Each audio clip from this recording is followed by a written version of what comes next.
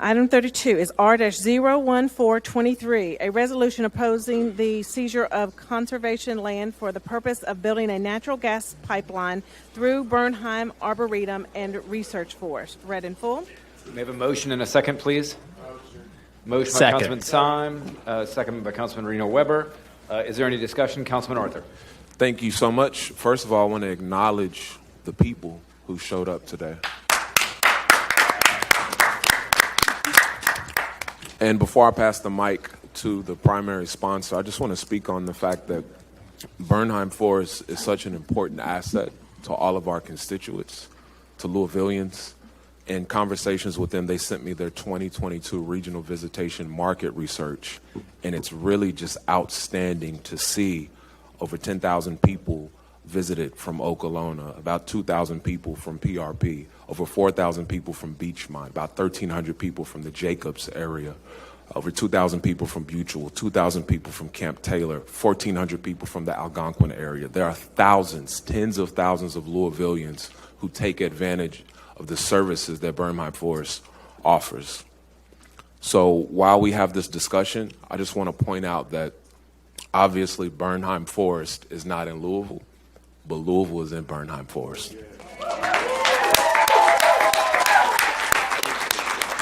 Good evening, everybody. The resolution before us tonight concerns LG&E's efforts to build a natural gas pipeline through Bernheim Forest, a place, as Councilman Arthur noted, is much beloved by anyone who's ever visited there, especially people from Louisville.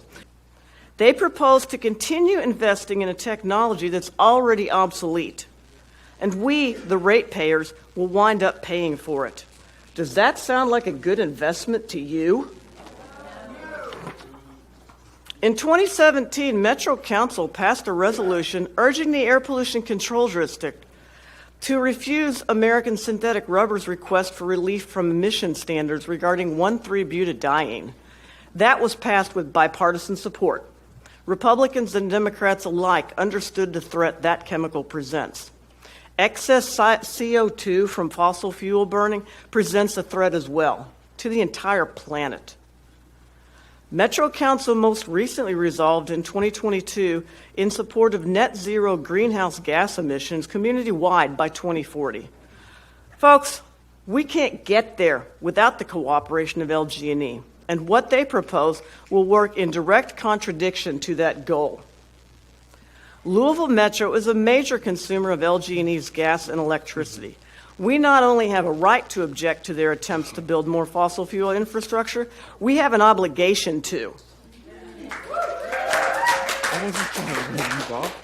Their actions make it more difficult for us to reach our long-term goals.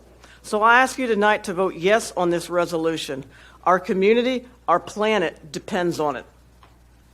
A session. It was Justice Now and the JCPS, a Justice Now session, and a group from W.E.B. Du Bois came to us with a proposal on that they called Arbor Apartheid. Arbor Apartheid, because they found that in areas that have low vegetation, like the West End, South End, pretty much black areas everywhere, that the air quality is going to be hotter, it's going to be worse. And what they're proposing to do is we need to start building trees and putting more vegetation out or around the city. Because this problem is not going to get better. It's going to get worse. Every single time it's going to get worse. And what we're going to do, we're just going to slowly siphon off our life in the interest for capital. Let me repeat that. Are we going to slowly siphon off our life for capital? No. I choose people over profit. I hope you do too.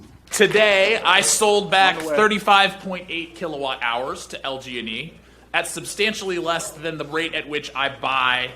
And if we were serious about generating innovation, we would be challenging that. We would be trying to say, hey, in answer to Councilman Piagentini's challenge to us, can we as a county start generating enough electricity to meet our own needs?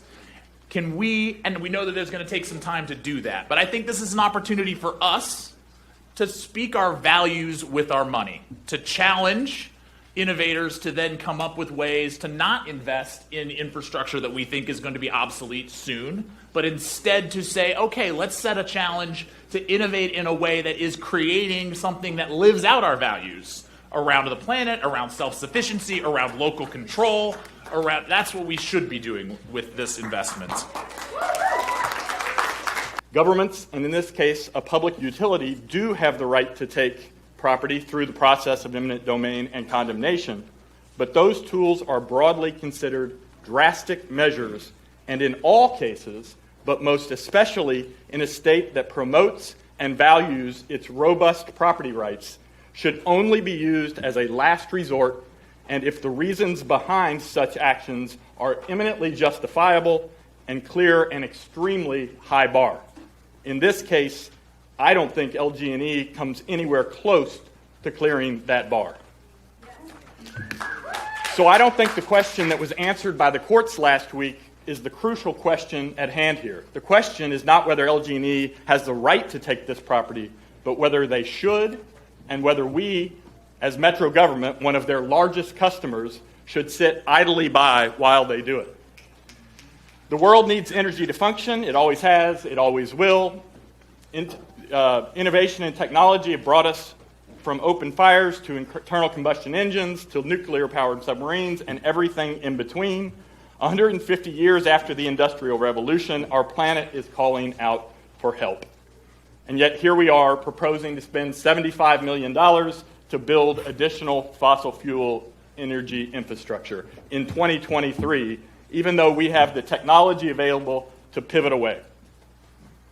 I understand that during this complicated energy transition, we will still need to rely on existing fossil fuel infrastructure to make sure the world economy does not come to a screeching halt.